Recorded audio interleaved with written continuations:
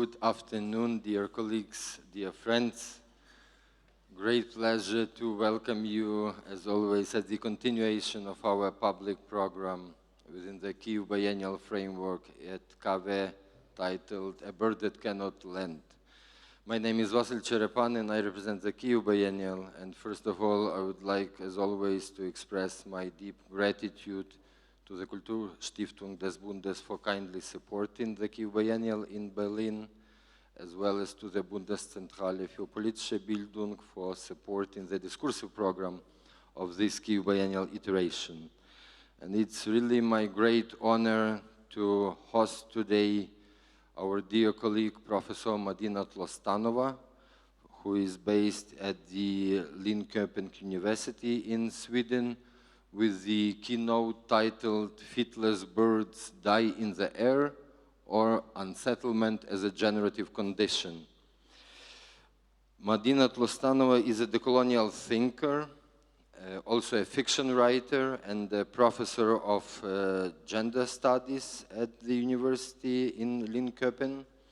And her research spans many disciplines, including post-socialist human conditions, aspects of decoloniality, art theory and practice, and just to name some of her recent books, especially A New Political Imagination, Making the Case, which was co-authored with Tony Fry of 2020, Decoloniality of Knowledge, Being and Sensing, Narratives of Unsettlement, Being Out of Joint as a Generative Condition, as well as currently Madina is working on the book titled Not by Leviathan Alone, an exercise in post-nation-state worlding.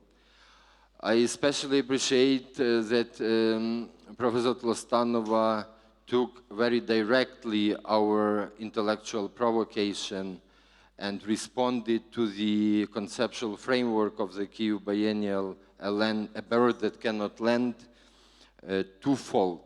First of all, with regards to the metaphor of a bird which cannot land, and as I assume, Madina will be proposing to overcome a bit pathetic trope of a bird which we inherited from the 20th century and more associated with nonconformism, non-conventional social norms, trying to apply it to the political reality of this century, which is very much about the drama of real displacement, the experience of being really in exile, to flee from catastrophe. And secondly, I also very much appreciate that Madina kindly took into account our regional focus, the region which we, in a way, intellectually, speculatively call Middle East Europe.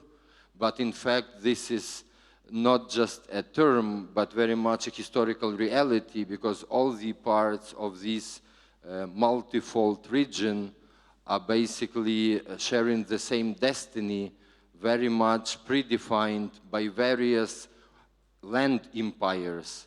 The Russian Empire, Austro-Hungarian Empire, the Ottoman Empire, as well as, by the way, the German Empire, including the Nazi regime. And this region is very much defined by the never-ending wars, conflicted memories, erased histories, ideological clashes, and this will be very much mirrored in Madina's talk as well. And referring to the title, Feetless Birds Die in the Air, in fact, there is indeed a bird that cannot land, and this is not a metaphor. This bird is called a common swift. In Latin, it's apus apus, and it literally means feetless. Feetless. This bird can actually drink, eat, sleep really in the air due to a very specific biological adaptation. This bird almost constantly glides, is literally airborne. In German, this bird is called Mauersegler. What a surprise that in Germany they always have a reference to the wall. This word means wall sailor, wall glider. It's because this common swift, typically builds its nests in cavities or gaps of walls, of roofs, of cliffs, but at the same time is able to glide effortlessly and very continuously. And this is not only a metaphorical or biological reality. I think that this biopolitical adaptation should be very much applied to the contemporary human condition, because this bird is able to be airborne due to a very specific feature, which is called unihemispheric sleep. So it means that this bird can rest half of its brain while keeping the other half active, which is basically a constant condition that has to be developed by those who are fleeing, who are in refuge. So it is literally that this bird, for this bird, that it is hard to land, because it has so short legs and so long wings that it cannot take off from flat ground. It only relies on climbing buildings, trees, or cliffs to drop into a flight. So this community of restless airborne birds has indeed a very important political significance. And I do believe that Madina will try to give and provide or outline a new political agency and subjectivity in the current world, that perhaps this fate of, the fate of such birds is not only a tragedy of non-belonging and being in refuge, but maybe it's a gift for the world to come. Thank you so much, and please give our speaker a very warm welcome.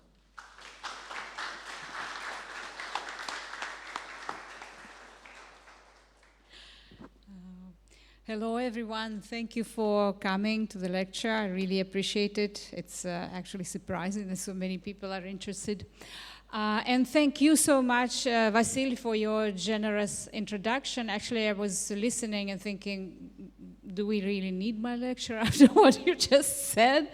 And you touched upon most of the nerves, so to say, of my talk already, right? I must say that when I got this invitation from Vasil and his wonderful colleagues, it was very important for me, I mean, for many reasons, of course, for political reasons, for ethical reasons. I tried to be as active as possible in participating in all events that are connected with Ukrainian culture, Ukrainian art in these last several years, especially, of course, after the full-scale invasion started, right? But also for a very personal reason, because this metaphor of the bird, of this feetless bird or legless bird, I mean, depending on how you look at it, is also central for my own life. And people who know me a little bit know that it's my a slogan. I always say I'm a bird, not a tree, in the sense that I don't have any roots to any specific culture, especially if it's a nation-state culture, which is a concept which I'm very critical of for many years.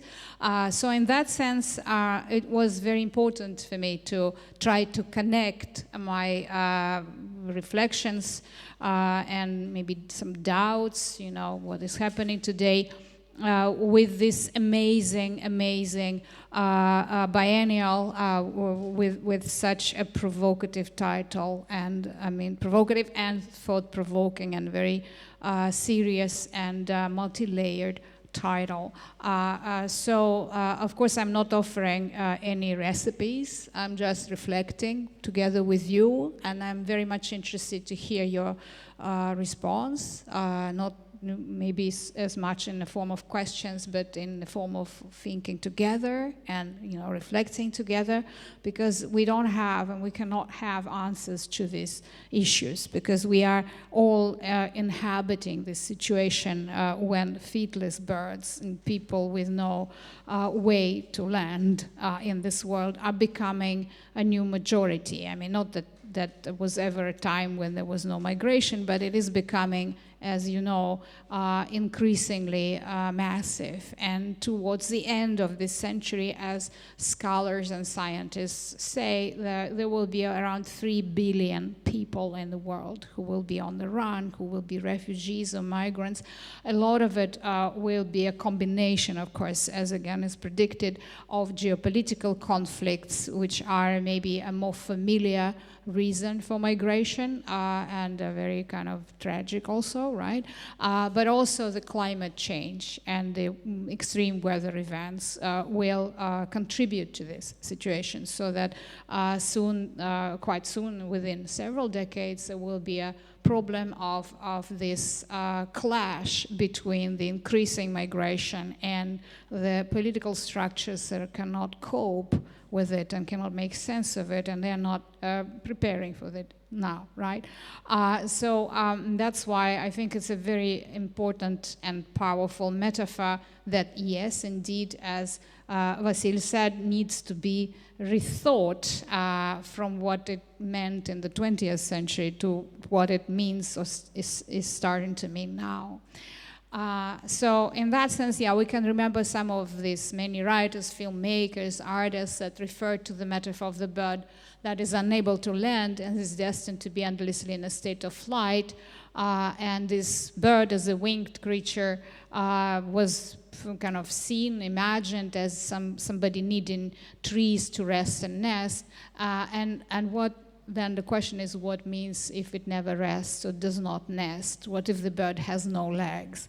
And although we heard the story from Vasil about an actual bird that is unable to do that, of course, if we speak about art, films,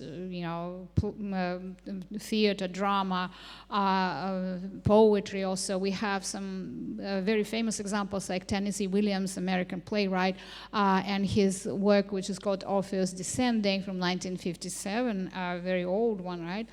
In which one of the characters says this: you know, there's a kind of bird that doesn't have any legs, so it can't align or nothing. They sleep on the wind and never light on this earth, but one time when they die. And this is this ending, when they die, is particularly important for the play. But I probably prefer this other example from the wonderful Caribbean queer thinker and feminist activist and writer Audre Lorde, who wrote this book, Zami, A New Spelling of My Name, in 1983. And there is a poem there, an autobiographical poem, in which she says, wherever the bird with no feet flew, she found trees with no limbs, meaning that there was no way this bird could ever land, right? These are wonderful examples, but they are mostly examples that come from a different era, so to say. And for this reason, they are more maybe personal and individual, and they don't regard this situation of a bird that cannot land in a more collective way, in a more in a way that refers to larger human dramas and not individual quests, or let's say existential quests maybe. And here are some more examples, as I call them. There are the light and the darker sides of the same thing. We have this bird, the way it was represented on heraldic shields in Great Britain, and then we have a darker side which actually has this colonial lining, so to say, because these were the beautiful birds of paradise that were caught in New Guinea, and then they were killed and prepared in a certain way to send them to European kunstkameras and museums, of natural history. And when they were preparing them, the naturalists, they took their legs out. And so when they were brought to Europe in the 16th and 17th centuries, people made this myth that the birds didn't have legs. Actually, they did. But because of the way they were treated by these naturalists, it appeared that they didn't. This is a little bit of this history.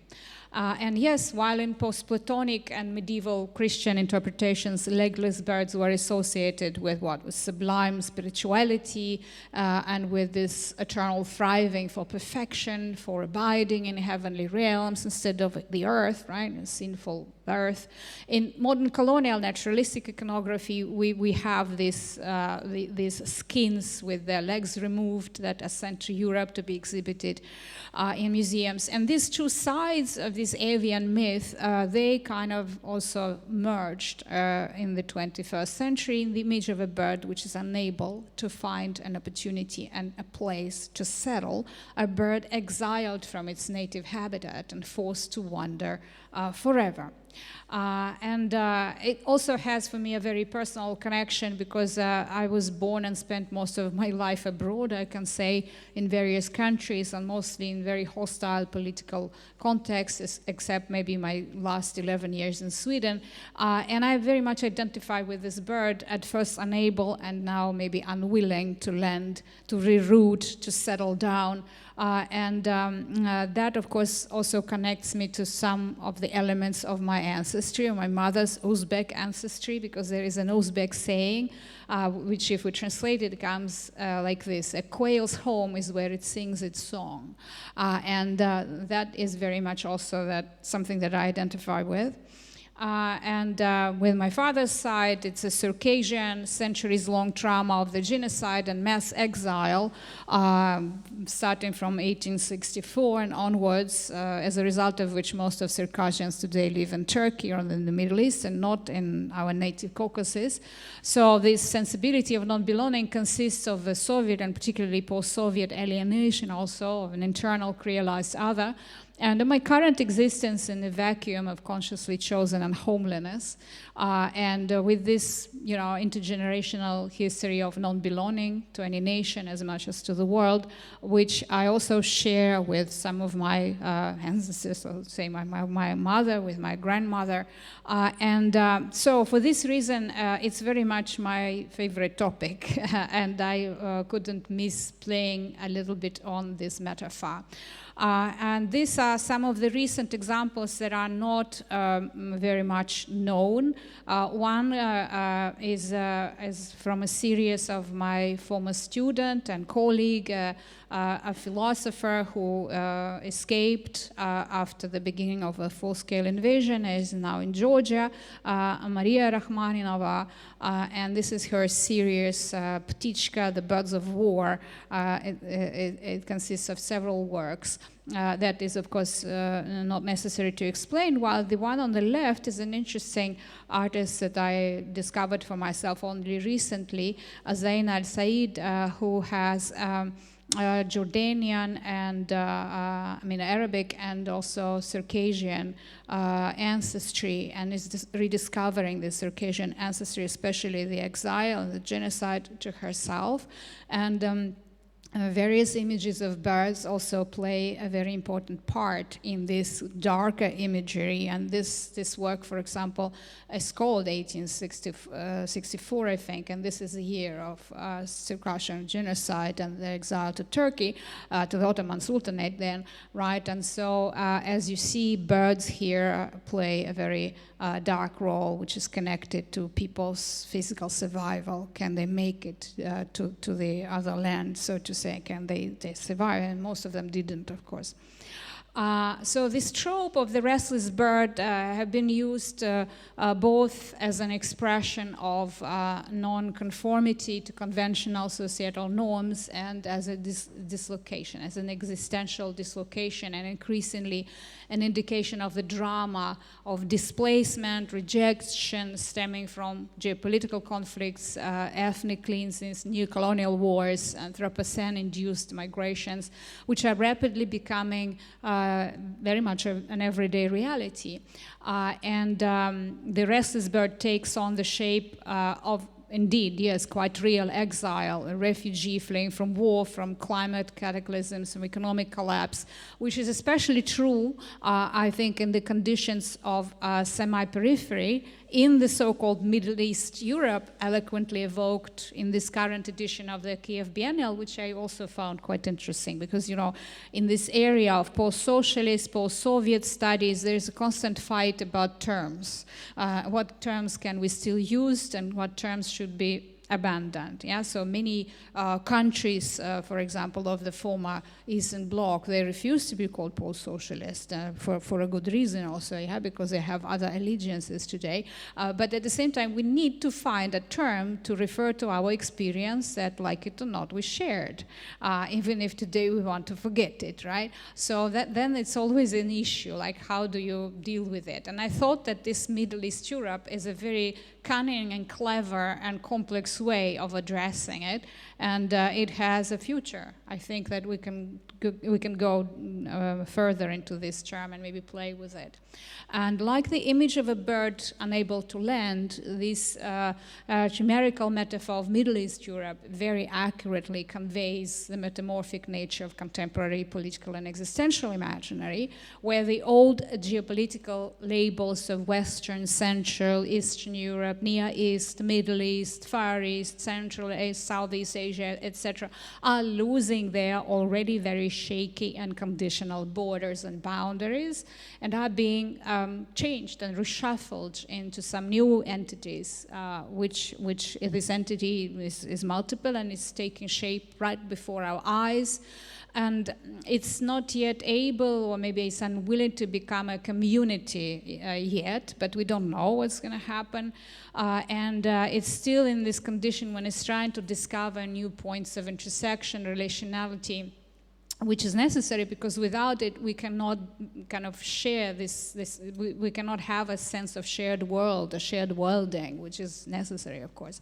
Nevertheless, such entanglements, intersections of sensibilities and ontological epistemological positions undoubtedly exist, although the ability and readiness to see them requires a critical stance, a self-critical attitude towards the seemingly unshakable constraints of nation-state, exclusionary, nativist imaginaries. They're hushed up, but still not completely erased, inter-imperial and colonial competitive memories and histories.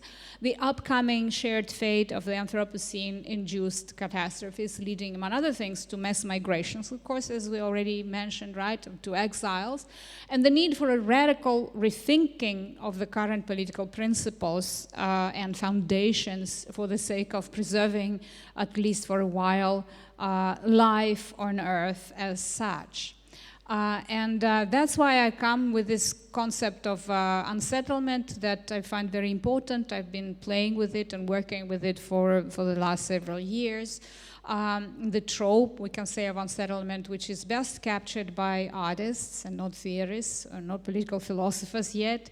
I think that the metaphor of the bird that cannot land in many of my works, both artistic works, and fictional works, and academic books, is for this reason is becoming central. One of the books, I can give you an example here, Narratives of Unsettlement, being out of joint as a generative human condition. It was an experimental book, which is very hard to find a publisher for, because usually, before I published more academic books.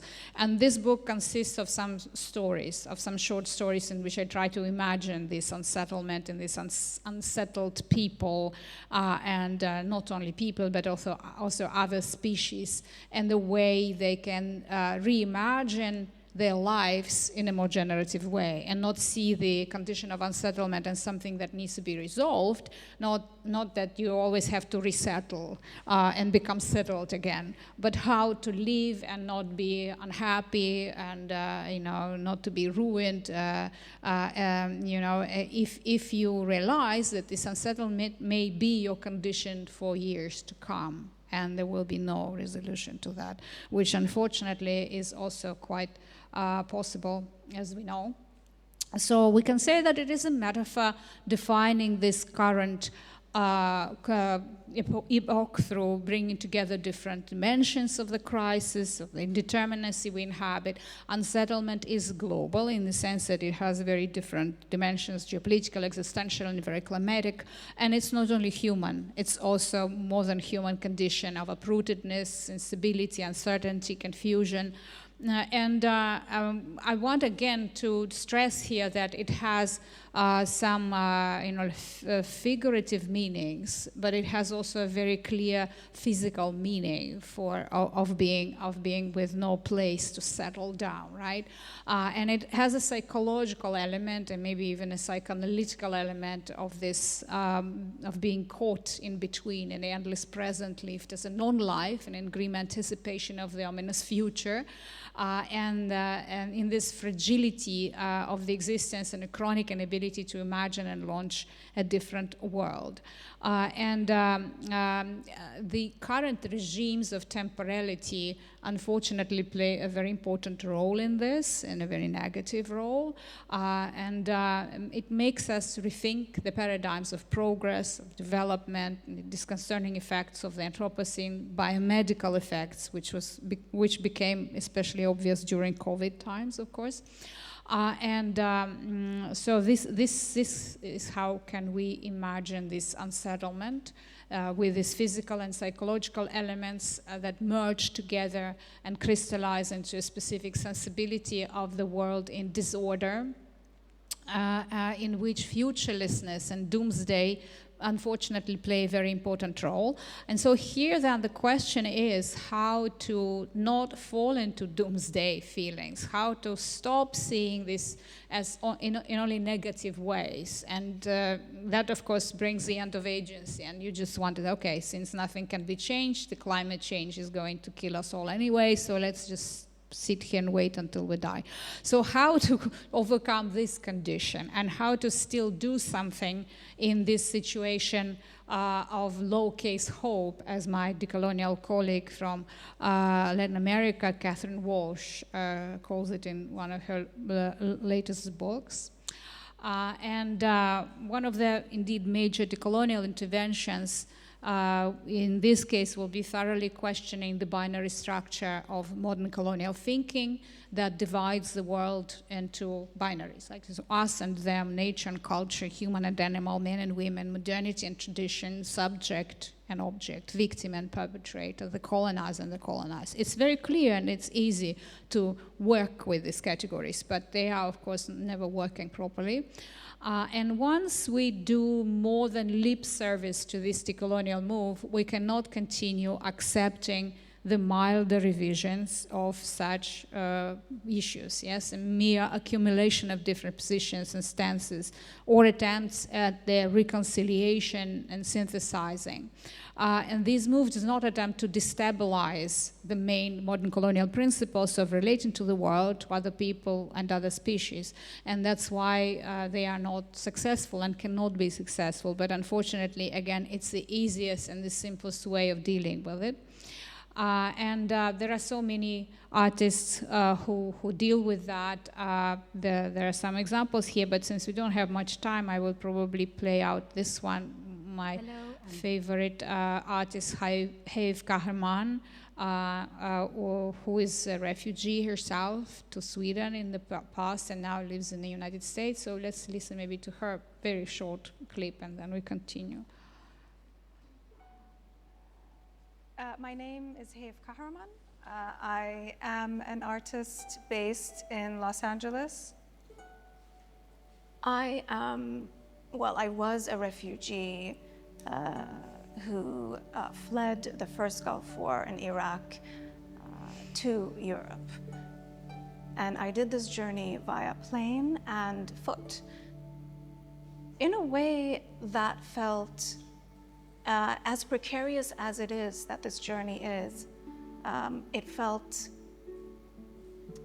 somewhat safer than being at sea, stranded on a boat.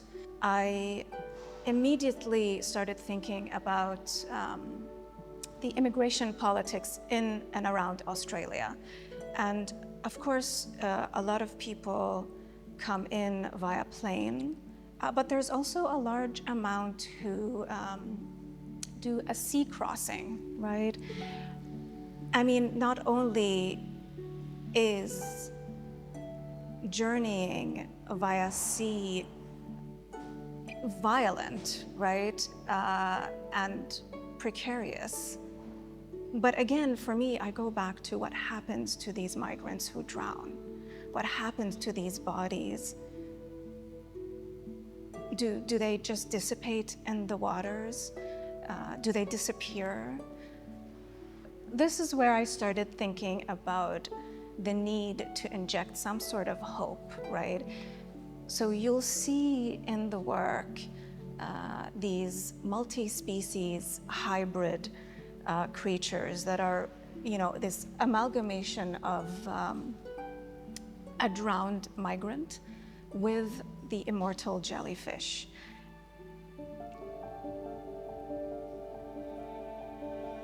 The immortal jellyfish, of course, is this incredible little plankton that is about 1 centimeter in size.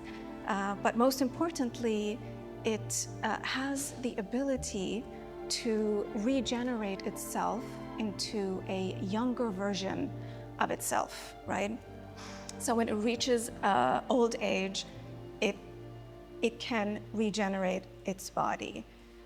And it would live forever, right? Roaming the oceans. It was first discovered in the Mediterranean, and it now is all over the world because it has traveled via these ballast ships and cargo ships. Okay, so you get the idea. My name... And these are examples of some of other works by Have.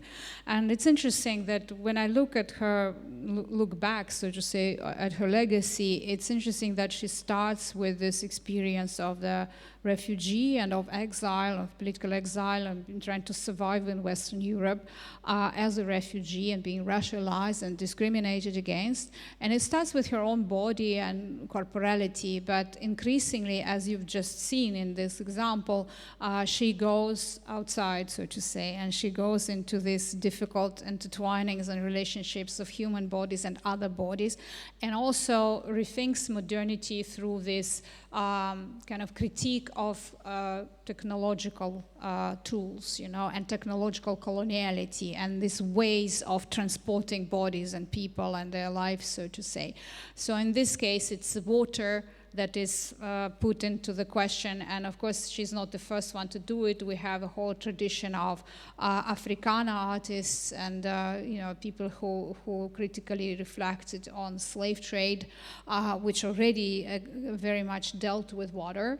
But Have kind of continues this tradition, and we see this also in artists like Maria Kapaeva from Estonia, and in her case it's the rivers, and it's a metaphor of the river that is again connected to exile and to being a refugee and to have no place to land, so to say. So this different texture, different nature of water and its connection to unsettlement in its dark way, but also in its light way, because it allows you to be fluid and not to be connected to a certain stable kind of you know, land, so to say, is also evoked in these works. And it also, when I was reflecting on this, it reminded me of this very old work by Vyacheslav Usinov, an Uzbek artist. And here, as you see, it's not the water, it's exactly that that travels through the air and using the airplane as a modern technology, but you notice what is made of, right?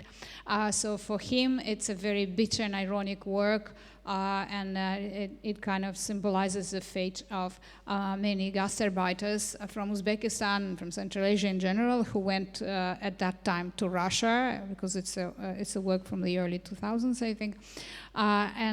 So this is their fate. Yes, they take the airplane as a very highly technological tool, but they are still in this you know, capacity of slaves, basically, or almost prisoners, as these costumes that you see in the back indicate, more or less, right? And this adobe or clay airplane is also a very wonderful metaphor of that condition. Some other examples, I won't go into much detail, but just to remind you of these people, like Tanya Ostoich and her long project, Misplaced Women, that was just finished a few years ago, which I also find fascinating when she was finding volunteers in very different countries, and not only in Europe and not only in Eastern Europe or in the Balkans, but also in other countries all over the world. And she was asking these women to impersonate this situation of misplacedness, being misplaced. For example, their favorite places where they did this performance were the half-public places, so publics or places somehow controlled by the power, by the police or by the army. So, for example, a performance could take place in front of a police station, or in the middle of a mall, or in the middle of some presumably public square, or in the airport, where people were just unpacking their belongings all of a sudden, and usually within 2 or 3 minutes they were approached by the police and told not to do that. So again, they were forcefully told that they have no place in this atmosphere of surveillance, sometimes more obvious, sometimes hidden. I think that it was a very powerful project, and also very much genderly marked. And then, of course, Zhana Kadyrova, if we speak about more recent amazing examples of Ukrainian artists. This, I believe, is from 2023. And refugees in this project are the living witnesses. This is from the artist catalog. It's not my words, I'm quoting here. As you know, of course, many of you know, it's about rescued plants from the destroyed public infrastructure across Ukraine, especially from libraries, schools, hospitals. And I think it's amazing. You can find this, if you don't know this project, in internet. Some of these photographs are available online, and I think they're quite powerful. And I was also moved in the way it transcends these boundaries of just human suffering to use plants as witnesses. I thought it was a very powerful move. Like, this is one photograph that represents this project. Again, to come back a little bit to decoloniality, I think that the most productive part of decoloniality, in dialogue with post-new materialist feminist positions and critical retrofuturist inquiries, attempts to overcome this coloniality of knowledge, ultimately grounded in alienation from the world, and disavow the established default epistemological hierarchy, according to which positivistic, instrumentalist, and verificationist knowledge stands higher than phenomenological and often biographically rooted ideographic cognition based on our imagination, revamped imagination, and using storytelling and speculative fabulations as its main methods. It's precisely these latter epistemic and methodological forms that are more adequate, I think, in our efforts to understand this unsettlement, to portray this unsettlement, including as a forecast for the near future. It can be, described or expressed in psychological disorientation, in paradigmatic unhomeliness and lack of belonging, in chronophobia, and in endless fragmentation and instrumentalization of knowledge, resulting in the loss of integrity and complexity in our understanding of the world. So how to think, how to narrate unsettlement becomes also a methodological challenge and a conceptual challenge. And I think that, again, artists here are much more successful, or filmmakers are much more successful than any theorists until now. And this we need to learn from them in this sense. Why I want to rethink unsettlement as a generative human condition of resurgence, which kind of means that we are coming to terms with being unsettled, detached from any permanent uncritical allegiances, be they national, cultural, local, political, epistemic, religious, familial, etc. Because I think that we need to kind of come to terms with that and see it as a new norm, even if we don't like it, instead of attempting to always be settled or become resettled on some territory or in some ideology, and learning to regard this unsettlement not as something to overcome via settlement, not as a negative condition of restraint and exclusion, but potentially as an open, positive, and creatively rich state, which can widen our horizons and life options to learn to live the unsettled lives as fulfilling. I think, unfortunately or fortunately, depending on how we look at it, will be our fate for the future. It is also about our readiness to become unsettled as a form of kind of going out of our comfort zone, I would say, to defamiliarize one's foundational notions and habitual perception of reality, how to render the familiar and unfamiliar terms, to slow down our automated perception of the world, and realize and respect our differences with even distant others, rather than neglect them or erase them or force them to assimilate to our norms, yet still being able to share a number of goals, a number of values which are important for human species and for prolonging life on the planet. And this, as I know from my recent talks in different countries, is one of the very problematic and conflicting terrains also, because people now don't like to speak about what they share. They want rather to speak about what they don't share and how they differ. So for me, this is a trick how to not translate difference into sameness and homogeneity, how to respect the differences, but at the same time still make an effort to find something that we share, for example, as humans, and actually to ask this question: do we share anything as humans at this point, and what will be the development of the situation in the future? Because again, I don't have any recipes, and in that sense I'm very interested to hear what you think about it.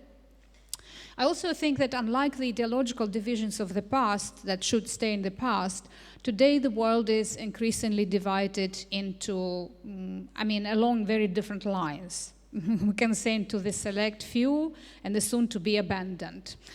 This is what comes from Tony Fry, my co-author, with whom we wrote this book about the political imagination. And in his recent opus, he says that, exactly that. And he says that about 30% of the Earth's population will be abandoned.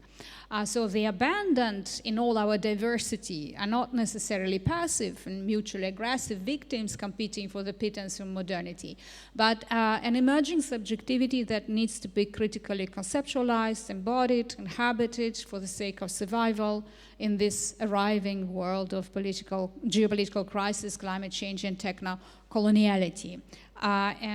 Most discussions in the current situation of multi-crisis, massive the future, and gradually drift away from these speculative issues such as, openness, conceptual decolonization, relationality, participation, and restoring meaningful links between everyday human life and the sphere of culture.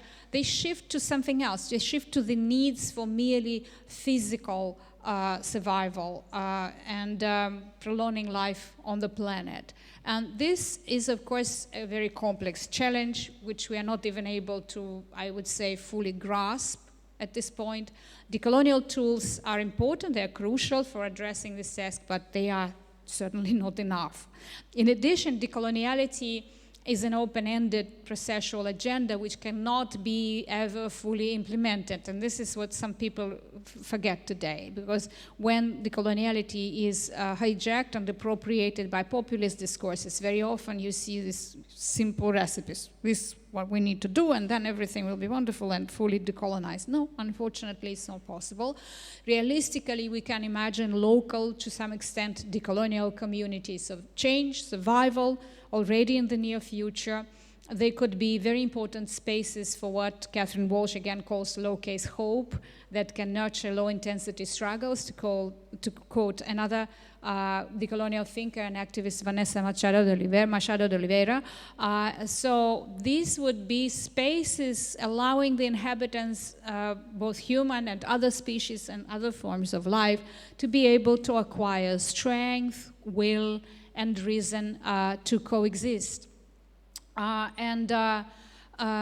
This, of course, means these original promises of re-existence as an achievable decoloniality would have to be abandoned. They, by now, have dissolved into rhetorical devices wherever their existence is seen through a return to an idealized past or through the construction of a utopian future.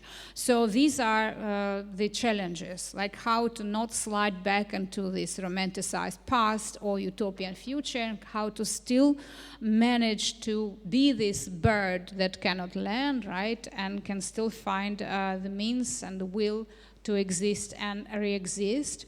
It has to do, of course, with maybe revisiting some of the original decolonial formulations that unfortunately were subsequently forgotten, together with the people who unfortunately passed away, like Maria Lugones, decolonial queer thinker, who came up very long ago with this idea of non-arrogant perception of others. And I think that this is maybe a very important part of the ethos of such feetless or legless birds, how to treat others in a non-arrogant way, because arrogance is what modernity teaches us to do, right? We have to be rivals for each other. And so how to have this non-arrogant, non-agonistic perception remains a very important task in this situation.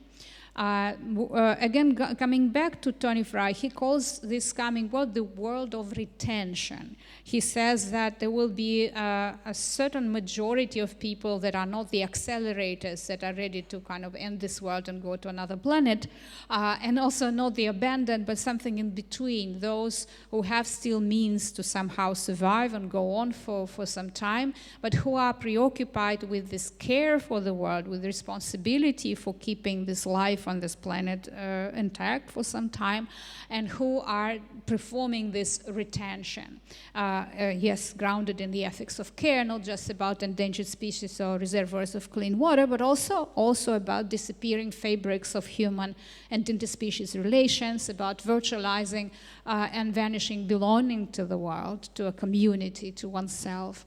And also, unfortunately, it is about this trampled solidarity and empathy that once helped our species survive, and that, unfortunately, we are today rapidly losing. And who knows what will be the results of that.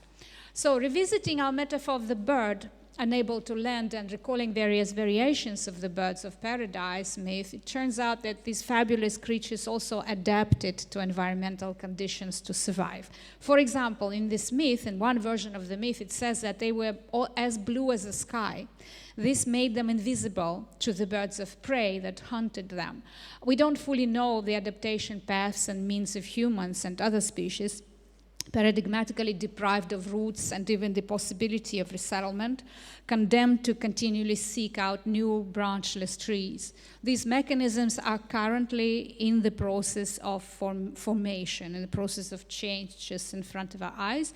But it seems to me that the agency of retention will prove, strangely enough, particularly inventive in spaces and in maybe local histories that combine and entangle inter-imperial, anti-decolonial and anti-authoritarian impulses such as Eastern Europe, Central Europe, the Mediterranean, and Central and Southeast Asia, and the Caucasus as well.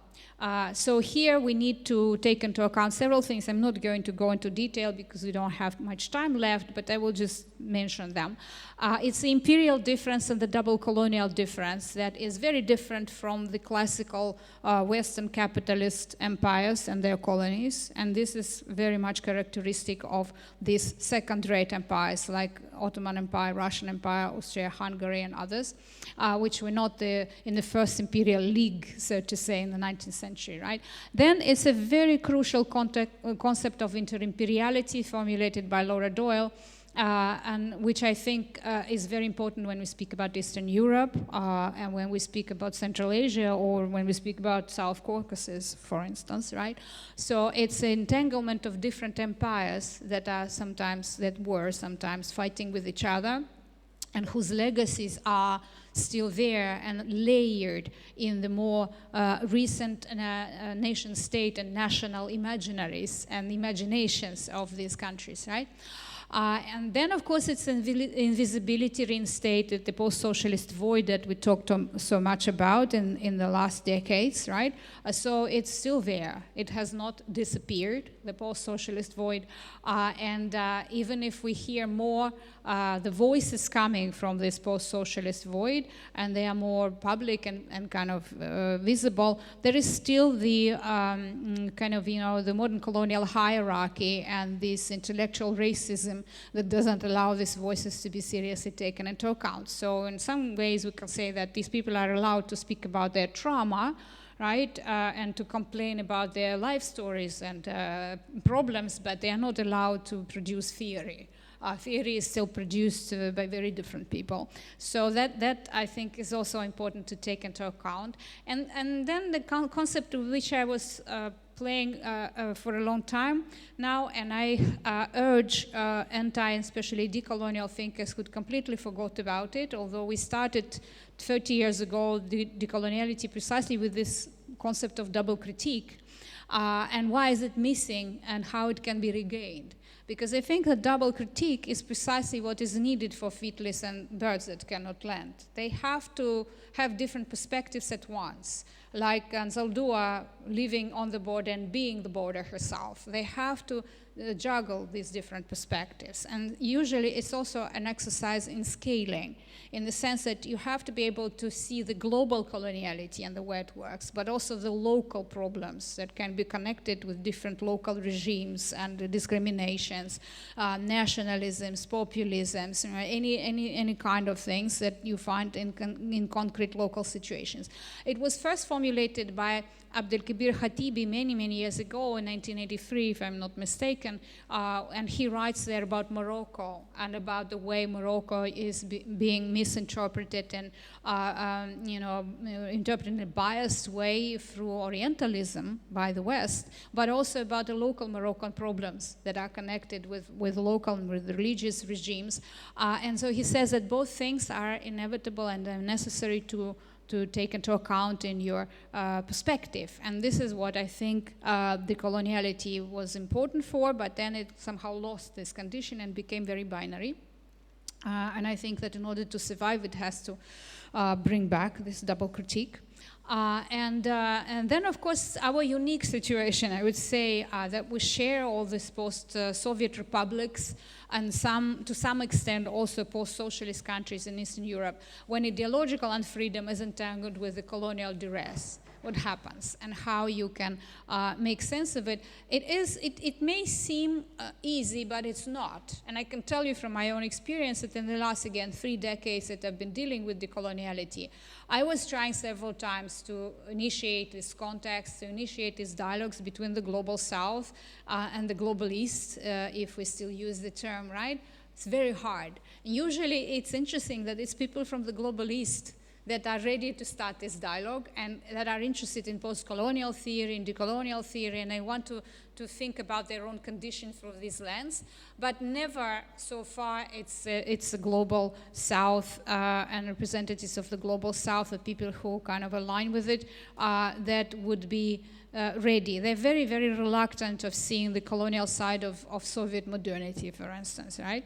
And especially now, it also becomes, again, a rivalry. It becomes a rivalry, but it's a victimhood rivalry. It's a rivalry of two narratives, of post-colonial global narratives and post-Soviet or socialist global narratives that fight who is more important and what is more important and who suffered more. So this, I think, also needs to be ultimately overcome in order to have any future, in order to have any dialogue in the future. But so far, I don't think that there is success with that.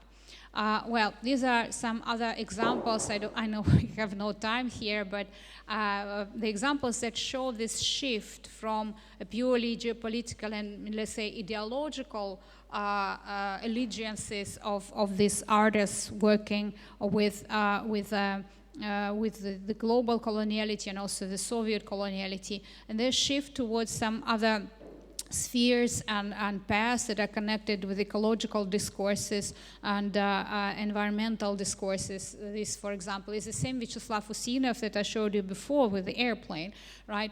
But here is one of his recent projects, the coastline Kizyak, in which everything is presumably made of Kizyak, the dung bricks, which again was one of the standard materials in Central Asia and still is in some cases, you know, to build. And of course we can make fun of it from modernity's point of view and say, oh, it's so underdeveloped, but it's also very ecological. And maybe in the future this will be one low energy way of architectural kind of innovations, you know. And then of course these artists that you, I'm sure, know about, Kristina Norman, Estonian artist, wonderful, that represented Estonia in one of the previous Venice Biennales, and her amazing project, which is called Archidelirium, I think, consisted then of 3 films, but now she made more. There are more elements to this big project. Why I find it fascinating? Because again, it works with coloniality, it works with decoloniality, but it also works with it in a very interesting perspective, coming from a country which did not take directly a part in global colonialism or imperialism, right? So she shows how 2 Estonians could still become part of this global process by being hired through another empire that had a higher status. So when they were hired by an empire, their own social and racial status was also raised. And so these indirect forms of colonialism and imperialism, and also the complicity, the colonial complicity, as they call it, for example, in the Swedish and Nordic tradition, I think is something that has not been studied enough, and there are so many countries in Europe that can identify with that. You know, sometimes I come to a country in Eastern Europe and people start a conversation with this and say, oh, but we never colonized anybody and we were never colonized ourselves, so why should we kind of be even part of this? So Kristina is one of the examples of how it can be done in a very interesting way, I think. And then, of course, this project that I'm sure you know about, right? It's again Zhana Kadyrova and her project, The Forest, 2025. The forest that is connected with the with this story of the Kakhovka Dam reservoir and what happened after it was destroyed during this recent war, right? It's amazing that when it was filmed, you know, we see the nature, but we also see this immediate scars of war and what is happening right now. I mean, it's a very powerful video. We should just watch maybe a couple of minutes.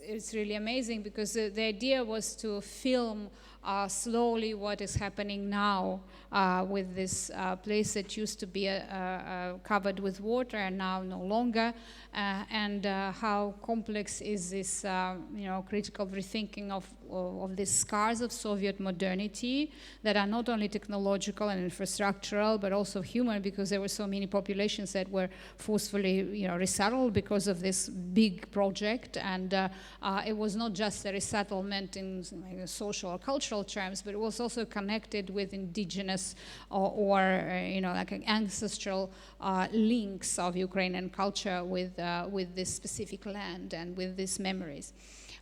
So it is very much a decolonial project. I do think that, for example, in Eastern European context, certain decolonial blind spots become especially visible due to complexity of discriminations and the overlaps between the ideological and imperial colonial entanglements. For example, race and racism can no longer act as common denominators of all imperial colonial relations. Annihilation and exoticization are accompanied by other specific forms of colonial control, such as absorption, forced assimilation, appropriation. Then unconventional colonies intersecting state socialist and colonialist experiences and their aftermaths do not allow for interpretation through simplified things like global north and global south and their narratives. An important part is played by inter-imperiality, as I said already, as well as multiple forms of coloniality. And no wonder East European and Central Asian, for instance, decolonial thinkers and activists are often critical of the global north academic decolonialism, claiming that it generates new forms of discrimination and silencing. And this is something that we need to also deal with. I do hope that in the future, regional coalitions and survival communities will be reassembled in accordance with real challenges and not due to the reproduction of some decorative imperial colonial hierarchies of the past, whose product was the idea of studying the conditional Europe separately. By conditional Europe, I mean here, of course, this Eastern and Central Europe. And already now, very different divisions, rejections, and attractions are being born. They are not ideal. They are often re-editions, unfortunately, of imperial logic, but on other grounds, for example, corporate and technocratic grounds. This enormous shift is happening quietly while everyone's attention is distracted by some other familiar irritants. The reassembly of regions on some different grounds with other allegiances, with the dynamics of centrifugal tendencies, will most likely create other principles of defining these regional inquiries, I think. And I would like them to be transversal and transnational, and to combine without prejudice parts of the former artificial concept of Europe with maybe parts of other regions that today cannot be imagined under the same cover as Europe. I mean, for example, Northern Africa, Western and Northern Asia, and other such examples. And because we don't have much time left, I just wanted maybe to finish with another abstract. I hope this video will work, with another artist, Larissa Sansour, originally from Palestine. I find her speculative fictions films usually, yes, created as speculative fictions, are really amazing, including also by the way she questions these political paradigms from the 20th century that we are also used to and think that they will continue in the future, but she shows that it will probably not. Okay, so this is a wonderful film. احنا عم نزرع وقائع في الأرض في المستقبل لما علماء الآثار يكتشفوها رح تكون هي برهان على إنه هذا الشعب اللي احنا عم نطرحه اليوم كان موجود.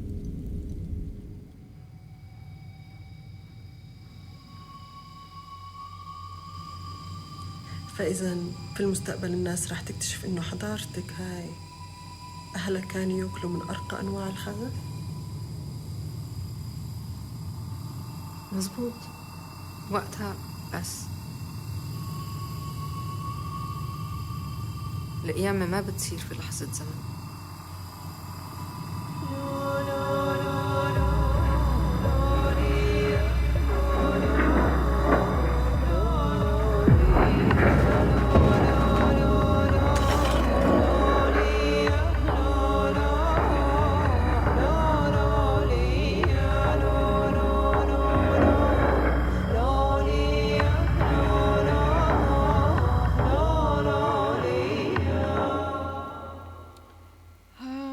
Okay, and we finish with the bird. Thank you very much.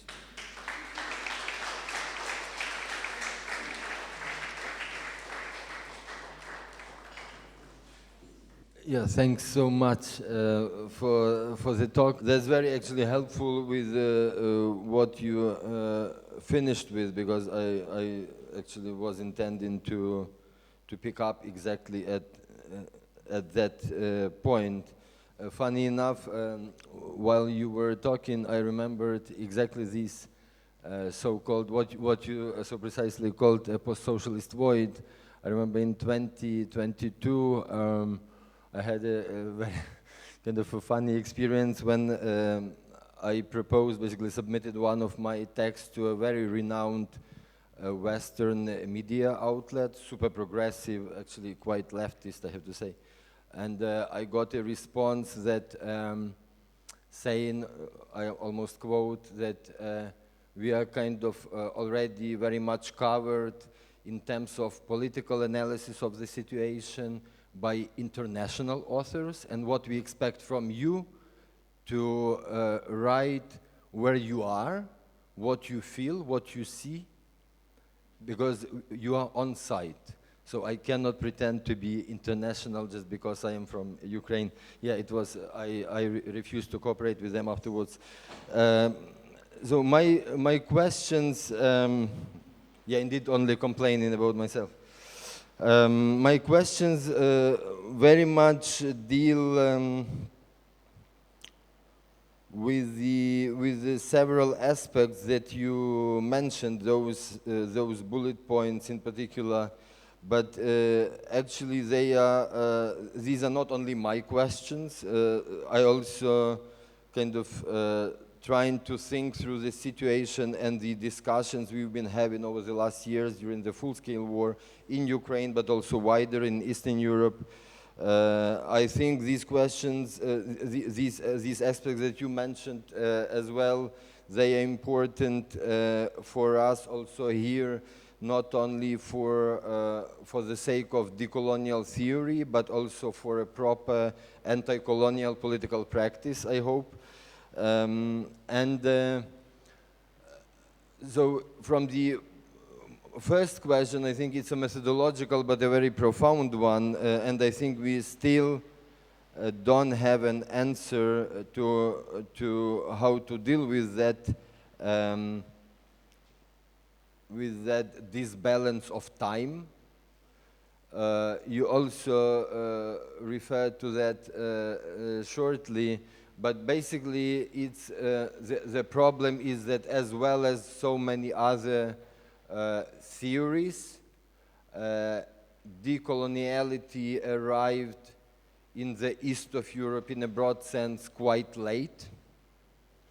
So what we basically took was a product of maritime Western colonialism, right? Those imperial entities which had been busy colonizing other people overseas, whereas in the east of Europe, to put it metaphorically as well as politically, it's not necessary to be a black to be a black.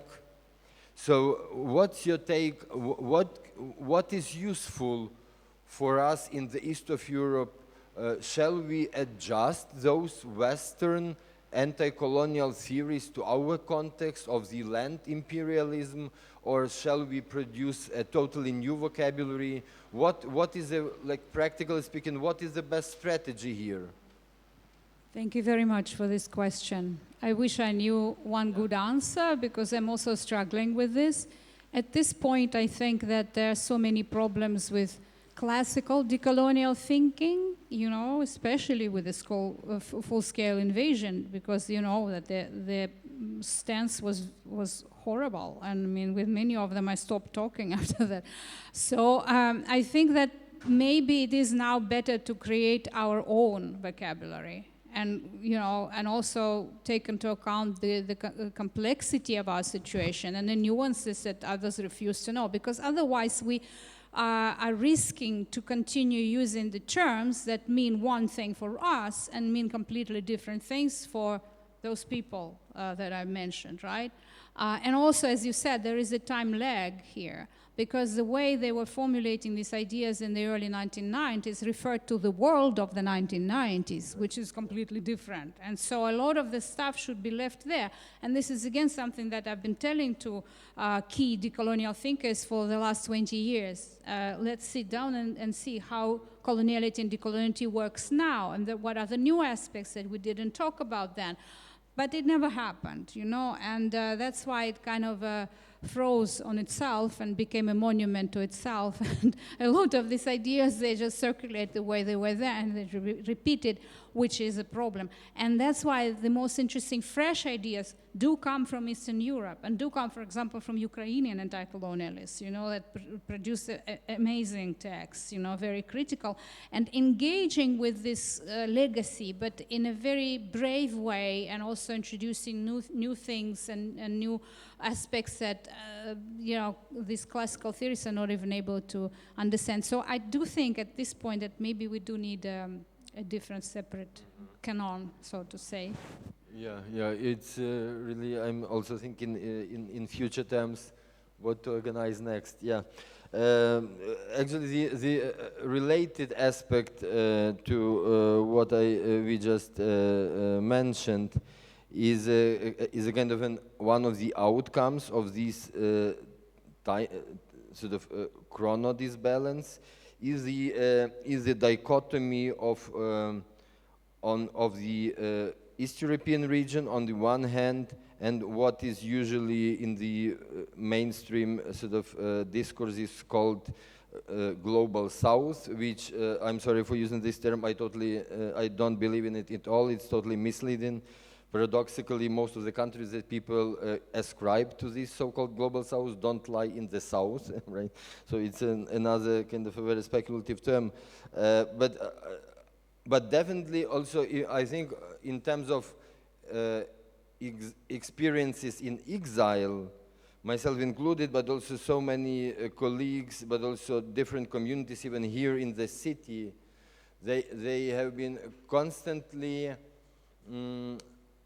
facing a situation in which they are fundamentally pushed into a kind of an obscene competition.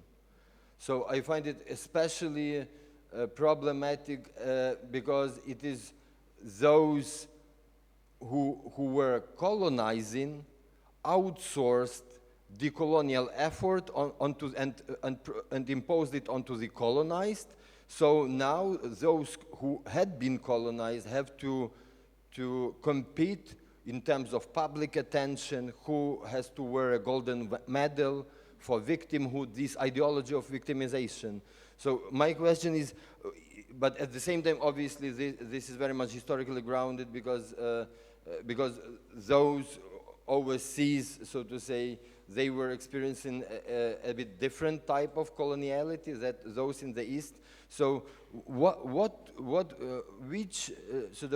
which type of common denominator, also very practically speaking, because Ukraine in particular, but also so many other countries, I believe Belarus very much so too, have been trying over the last years to find a kind of common language with which together we can speak with more or less shared discourse in order to tackle neocolonial war in particular.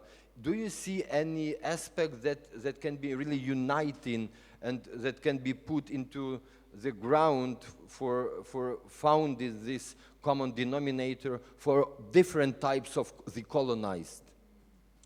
Yeah, again, it's a very important question. So far, I don't see that there is a one common denominator, but a lot of it, you may disagree with me, a lot of it, I think, comes from ignorance. People just don't know anything about Belarus or Ukraine until very recently, you know? Like, it's very hard to explain to, not only to a person from the global South, but even to an honest Western leftist, what it is, you know. I experience it all the time in Sweden, for instance, with my leftist colleagues, totally refuse to see the situation within the colonial lens, with, I mean, the full-scale invasion, and generally the attitude of Russia to Ukraine, you know, like they don't see it as a colonial situation. And no matter what, you give them materials to read, you know, like evidences, like some biographies, no, that doesn't work. And with the global South, I don't like the term also, I agree with you. I think it is this learned victimhood rivalry. And it's, of course, again, a very tricky situation of the empires collectively that like to use this divide and rule principle, right? If you divide and rule, then it's very easy to deal with these minorities one by one, but if they have some solidarity of some kind, it is already dangerous. So it's much better to explain to them that, okay, you are racialized and this white Ukrainian is not, so you have to hate them because they get everything and you don't, right? And this is very typical. It's disgusting, and I hear it a lot all the time. And again, not only on a populist level, but also at the university, unfortunately. I see colleagues who only continue to see everything through racial, even I won't say racial, but colorist terms. And so whenever this colorism in the simplest way is not present there, they refuse to translate it into colonialism or imperialism, which to me, I mean, again, that's why I was talking about knowledge production, because it is about knowledge production. The minute you follow modernity and this binary logic of alienation, not in a Marxist term only, but in a broader term, right? So when you deal with this alienation from the world, from yourself, from others, people, species, or whatever, then this logic of coloniality works, and it does not have to have racism then. I mean, it can be translated into other categories. In case of these other land-based empires, I would say it will be still the principle of dehumanization. But what factor would you find to dehumanize, to justify dehumanization? Like in the case of the colonial option, yes, they speak about race as this factor. It's true. This is how it worked in the so-called New World. But in this case, it's not race. It's something else. So this is a good question. And it needs to be formulated by Ukrainian scholars or Belarusian scholars or whatever, Central Asian scholars. Yeah? What was this factor if it wasn't race? In India, for instance, now there's more and more scholars writing about caste, because if you don't take caste into account, you cannot explain what happened there. And we should not be, again, romanticizing what was there before the British came, because there was a caste-based system, it still is. So that also needs to be discussed. Yeah. On the one hand, I totally agree that, and also institutions were especially sort of part of these constant, not only in Ukraine, but also indeed across the region, this constant debate about new understanding of coloniality. But at the same time, I have to admit that, also maybe politically speaking, I'm also trying to look at this and to sort of apply, quote unquote, some symptomatic reading, so to say, to myself as well. And particularly what not only me, but in general, I think what makes our situation, especially during the such incredibly bloody, basically, war, that what, in terms of thinking and analysis, what complicates this typical dichotomy or binary that is often used in the West is that in our context, it's not only about decoloniality. So basically now in Ukraine, but not only, very much in the Baltic states, I would say, but also in these so-called Central European countries, which even though also including those which are part in the EU. So you have in parallel a whole bunch of processes that on the one hand we are having decolonization, at the same time all over the place we have decommunization, then also we have de-Sovietization, and at the same time we also have de-Russification. So what's your take? How to make to quote the classic, some difference. So what is the proper political differentiation in order to have at least some mental clarity for a proper political action? How would you analyze this?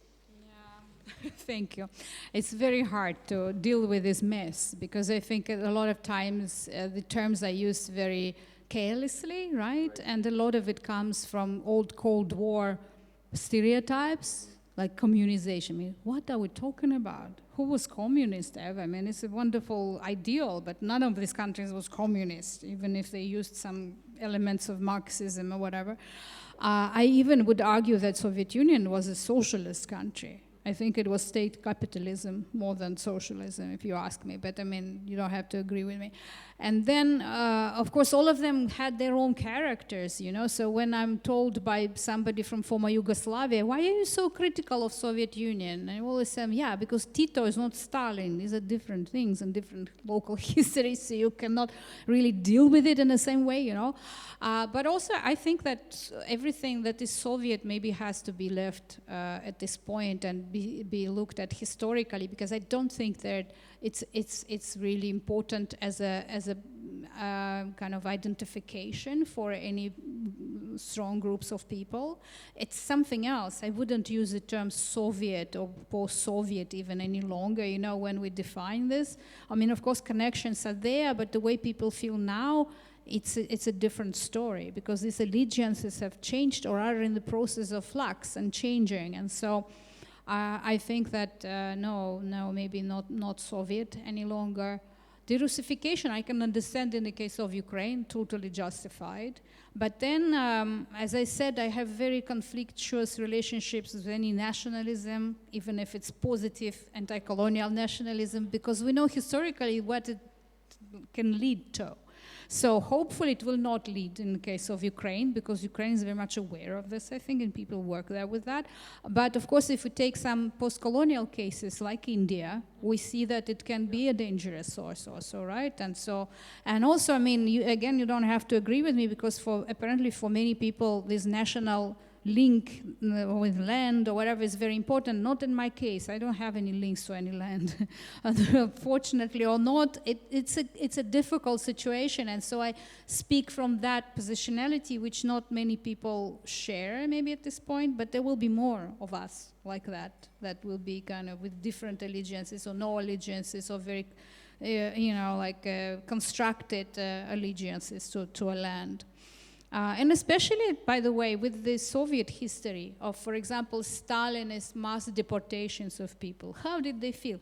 I have this one very short example of a Bulgarian writer. And Bulgarians is a small ethnic group in the North Caucasus, which was deported by Stalin, and then to Central Asia, the whole people.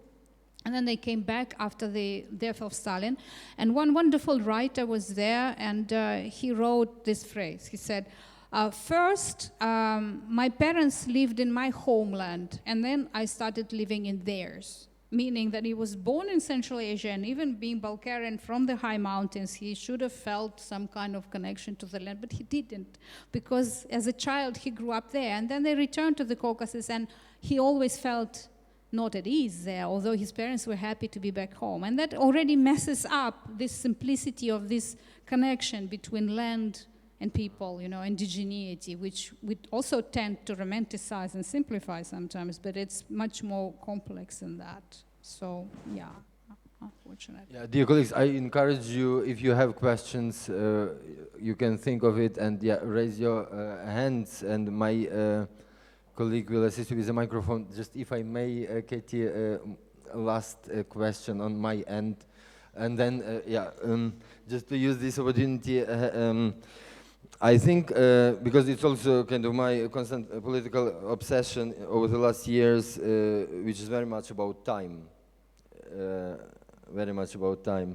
And I especially appreciate that your, as well as in one of your recent books, but your idea about unsettlement, so that people are being deprived of their territory or forcefully deterritorialized, that it also includes certain type of chronophobia, what you call defuturing. So could you please maybe a bit elaborate what is the connection here of this deprivation of spatiality with this certain type of temporality? Yes, you formulated it very well. Yeah, because usually this idea of that everybody has to be settled within nation states also carries with it the idea of temporality of a certain kind. And modernity, it's progressive temporality usually, right? So modernity, yeah, it comes with this package of social progress. And then, you know, in the last decades of the 20th century, it starts evaporating, even in the mainstream leftist thinking, right? We have all those books by Bifo Berardi and others, like the Cancellation of the Future. But for people who experience this, it's not something that needs to be, I mean, explained in a book. This is what they feel, because they don't know what will happen tomorrow. They live in this waiting room forever. And this is so much discussed, and also you can find it in so many artworks, right, which try to catch this condition of having no future, which is exactly what this brings. While chronophobia, it can be that, but it can also come not only from this helplessness of not knowing what happens, and you are in a refugee camp, you have no documents, you cannot travel, whatever, you know.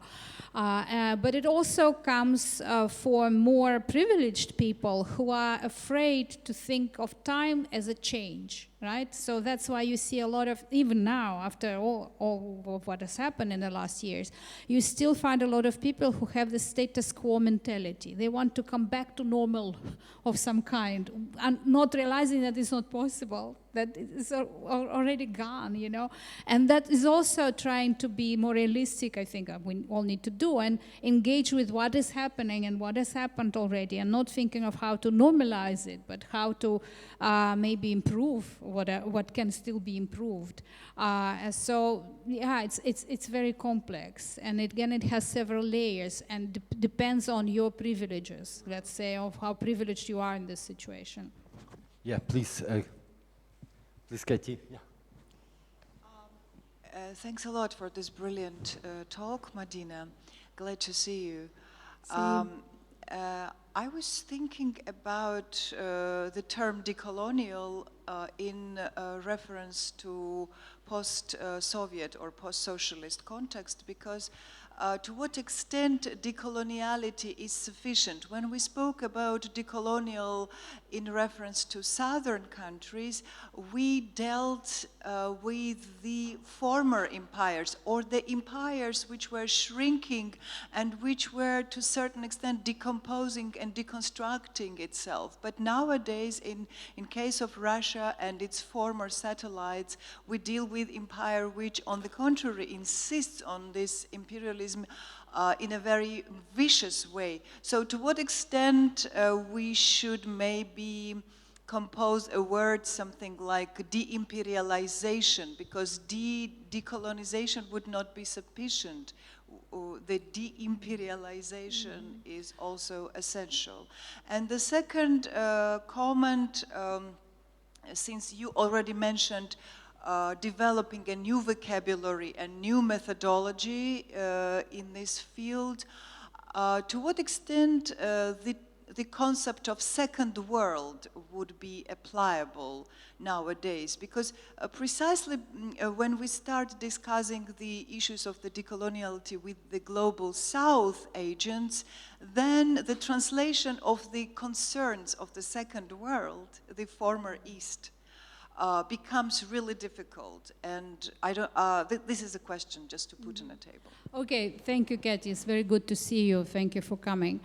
The first one, yes, as I said, it's free, like anybody can come with their own set of concepts. I use decolonial not in the sense of actual colonialism here. I usually limit it to epistemological sphere. So for me, what should be left from decolonial thinking at this point is not their political thinking, it's very weak, I think, but this questioning the epistemic premises of modernity. That's what attracted me originally to it, and I think that this what should stay, which we shouldn't throw together with champagne, you know, like as they say.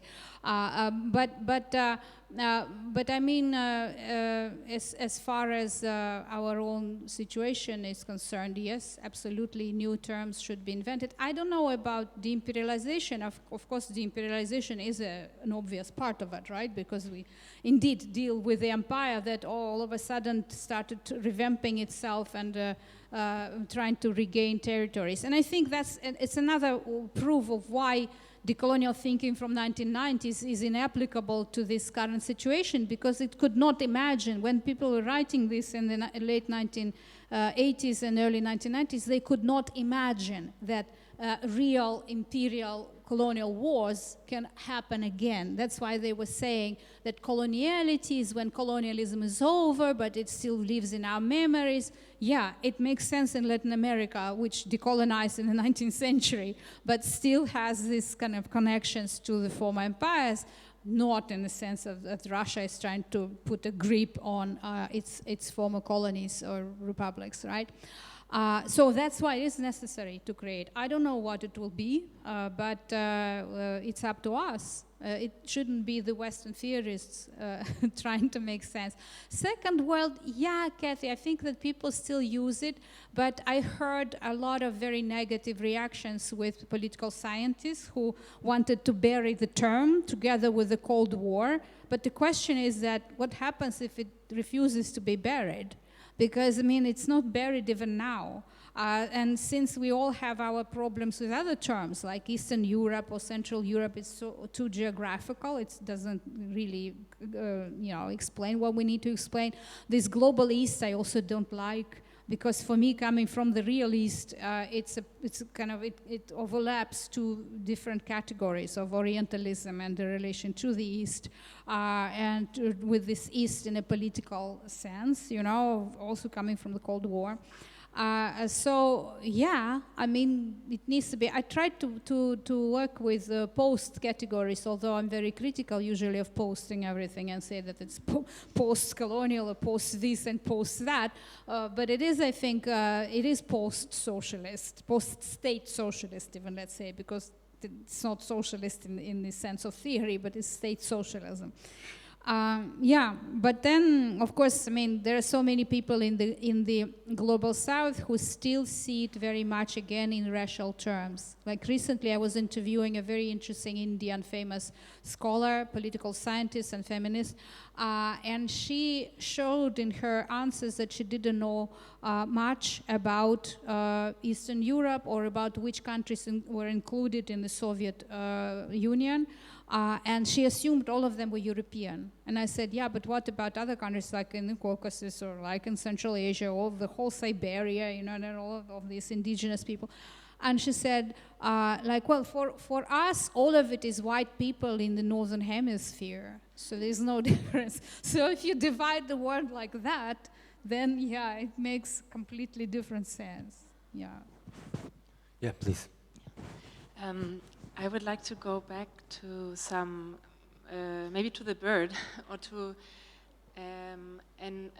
the critique of coloniality and modernity from an embodied perspective, because for me that is a very crucial part of it in this 20th century response. And I recently learned the difference between two types of let's say, animal aggressions that are also applied to the human animal, and that is the predatory aggression versus the anger aggression. And I find that is very interesting, and I'm trying to think a little bit more through me as a human animal to all of these political themes, because that's where maybe there's some clarity there for me.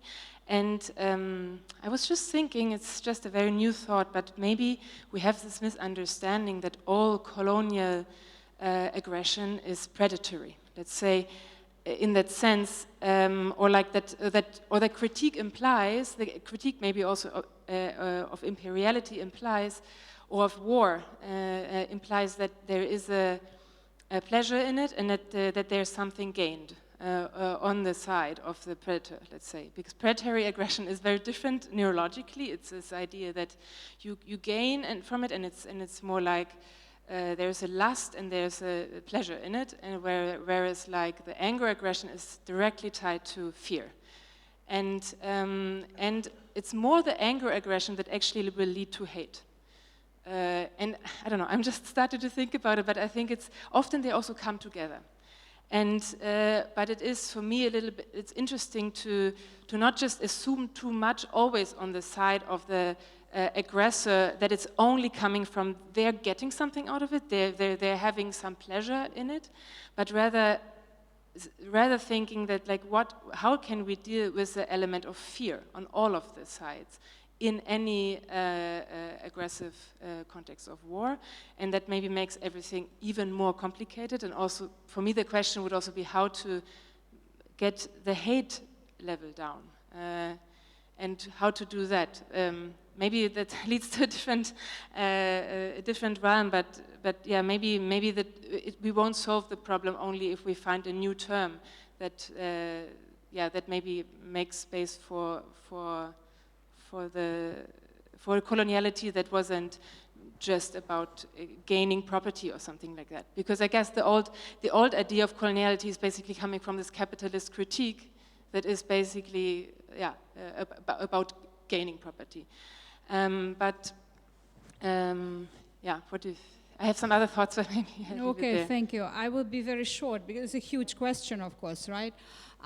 No, I think that original coloniality actually was not very Marxist. I mean, there were some Marxist elements in it, right?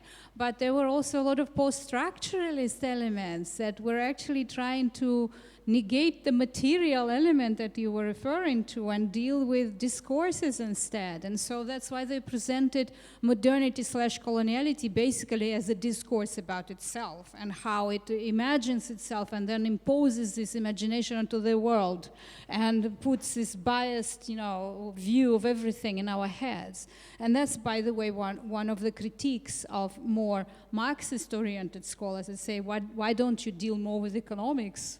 Right, which of course is true. The colonial thinkers very rarely dealt with that, and that's why.